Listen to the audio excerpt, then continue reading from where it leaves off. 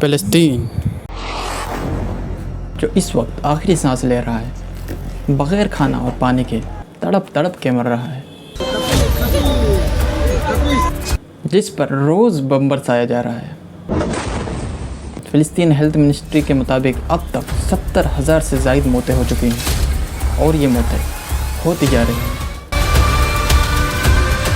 ये चीज़ें कब और कैसे शुरू हुई, आइए आसान लफ्ज़ों में समझते हैं। फ़लस्तीन एक ऐसी ज़मीन है जहाँ पर तीनों मज़ाहिब क्रिश्चियन, इस्लाम और यहूद का पीक मकामात है। 1517 और 1917 तक यह ऑटोमन एम्पायर का हिस्सा था। यहाँ अरब, मुस्लिम्स, क्रिश्चियन और कुछ यहूदी अमन के साथ रहते थे। 18वीं सेंचुरी के आखिर में यूरोप में ज़ियोनिस्ट नाम की एक तहरीक उठी, जिसको लीड करने वाला थेडोर हर्ज़ल था, जिसका कहना यह था कि यहूदियों को जुल्म से बचाने के लिए एक अलग मुल्क बनाने की ज़रूरत है। यहाँ यह किस जुल्म की बात कर रहा था? 11वीं सेंचुरी में क्रोडिस वार में क्रिश्चियन यूरोप से आते वक्त यहूदियों को कत्ल किया।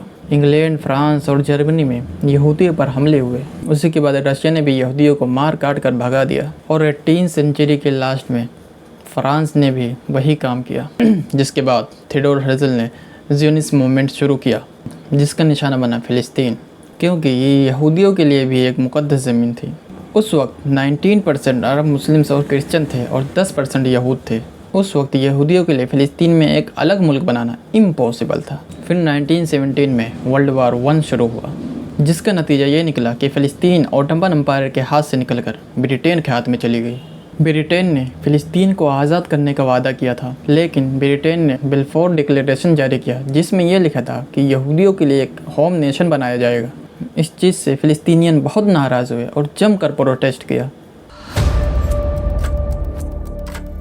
और इसी डिक्लेरेशन की वजह से दुनिया में जितने भी यहूदी थे सब फ़लस्तीन की तरफ आने लगे। इस चीज़ से अंदाज़ा लगा सकते हैं कि जहां 1918 में यहूदियों की तादाद सिर्फ 10% था, वहीं पर 1917 में बढ़कर 65% हो गया, और मुस्लिम की तादाद जहां 90% था वहीं घटकर 35% हो गया। ये सरासर उनकी ज़मीन पर कब्ज़ा था, जिसकी मजम्मत फ़लस्तीनियन करते थे और आज भी कर रहे हैं।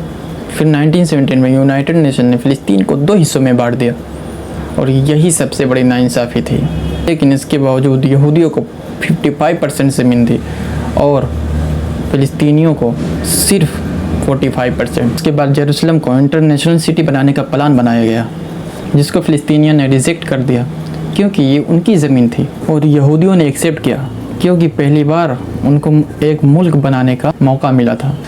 आखिरकार 1948 में यहूदियों ने अपने एक मुल्क का ऐलान किया, स्टेट ऑफ इज़राइल। यहीं से फ़लस्तीन की पहली जंग की शुरुआत हुई। उसके अगले दिन 5 अरब कंट्रीज़ इज़राइल से जंग का ऐलान कर दिया, जिसमें इजिप्ट, जॉर्डन, सीरिया, लेबनान और इराक शामिल था, जिसका नतीजा ये निकला कि इज़राइल ने और भी ज़मीनें कब्जा कर ली और फ़लस्तीनियों को बड़ी मुसीबत झेलने। 8 लाख फ़लस्तीनियों को घरों से निकाला गया, जिसकी वजह से उनको कैंप्स में रहना पड़ा। दूसरा वार 1967 में हुआ, जिसमें यहूदियों ने इजिप्ट, जॉर्डन और सीरिया को 6 दिन में हरा दिया। उसने अपना कब्जा और भी बढ़ा लिया, जिसमें जॉर्डन से वेस्ट बैंक और इजिप्ट से गाजा स्ट्राइप, सीरिया से गोलन हाइट, इजिप्ट से सिनाई पेनिनसुला पर कब्जा कर लिया। इसी जंग में मस्जिद अक्सा, ईस्ट जेरूसलम भी इजराइल के कब्जे में आ गया, और ये अरबों की सबसे बड़ी शिकस्त थी। और इतना सब होने के बाद भी फ़लस्तीन ने अपना कोई मुल्क ही नहीं बना। फिर 1973 में जॉन कीपर वार हुआ, जिसमें उसमें इजिप्ट और सीरिया ने अचानक हमला किया ताकि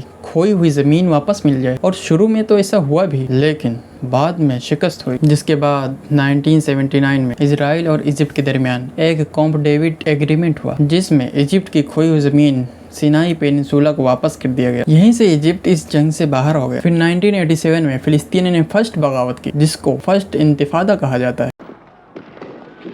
The first Intifada was sparked by the deaths of 4 Palestinians in December 1987. By the time 8 दिसंबर 1987 में गाजा के जबाइला में एक इजरायली ट्रक ने फ़लस्तीनियन की गाड़ी को टक्कर मारी, जिसमें 4 फ़लस्तीनियों की शहादत हो गई। उसी दिन से लोग सड़कों पर आए और बगावत शुरू की।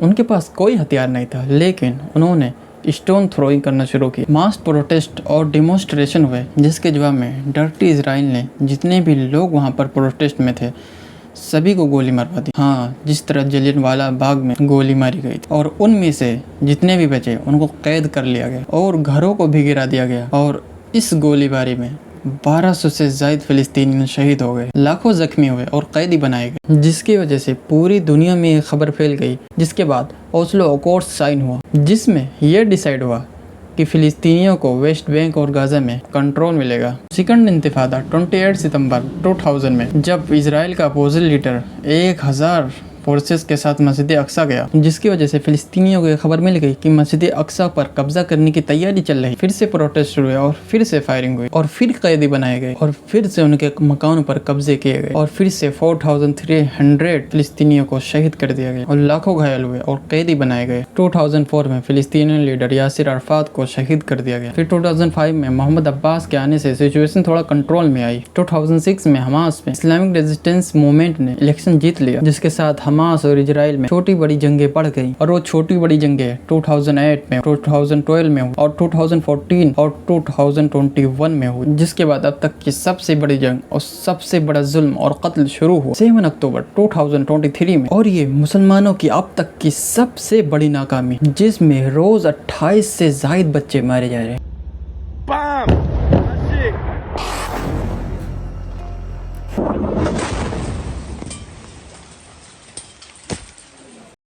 अल जजीरा के मुताबिक अब तक 18,000 से ज्यादा बच्चे शहीद हो गए, 28,000 से ज्यादा औरतें शहीद और 26,000 से ज्यादा मर्द शहीद हुए। इजराइल वहाँ के स्कूल्स पर बम गिराता है, वहाँ के हॉस्पिटल में बम गिराता है और वहाँ के कैंप्स पर बम गिराता है। सोचो जरा, आप अपने घर में अपने बीवी बच्चों के साथ और अपने माँ के साथ बैठे और अचानक ऊपर से एक बम गिरने लगे या 20-30 किलर्स हथियारों से लैस और वो लोग गोलियां बरसाने लगे। अब आप बताएं, उस वक्त आप क्या सोचेंगे और क्या करेंगे? ऐसा वहाँ रोज होता है। हजारों लोग भूख से मर रहे हैं, वहाँ खाना नहीं मिल रहा है और जो खाना और राशन भिजवाया जा रहा है उसको बॉर्डर पे ही रोक लिया जाता है। आप क्या सोचते हैं, ये मुसलमानों की मजबूरी है? नहीं नहीं, बिल्कुल नहीं। ये सिर्फ अय्याशी है, सिर्फ अय्याशी। ये गुलाम है। और ये क्यों है? क्योंकि सारी जिंदगी इन्होंने शराब और अय्याशी में गुजार दी और बनी बनाई सल्तनत पर राज किया। उन्होंने सब बर्बाद कर दिया। ना इनकी कोई लार्ज आर्मी है, ना मार्केट में किसी कंपनी की मोनोपोली और ना इनके पास कोई हथियार है। सिर्फ ये दूसरों के भरोसे पर बैठे हैं कि वो मेरी मदद करेगा। लेकिन और ये बात हर मुसलमानों के लिए, वो अपनी कोई कंपनी नहीं बना रहे हैं, अपना कोई तिजारत नहीं कर रहे हैं। और मैं हर मुसलमान से यही कहना चाहता हूँ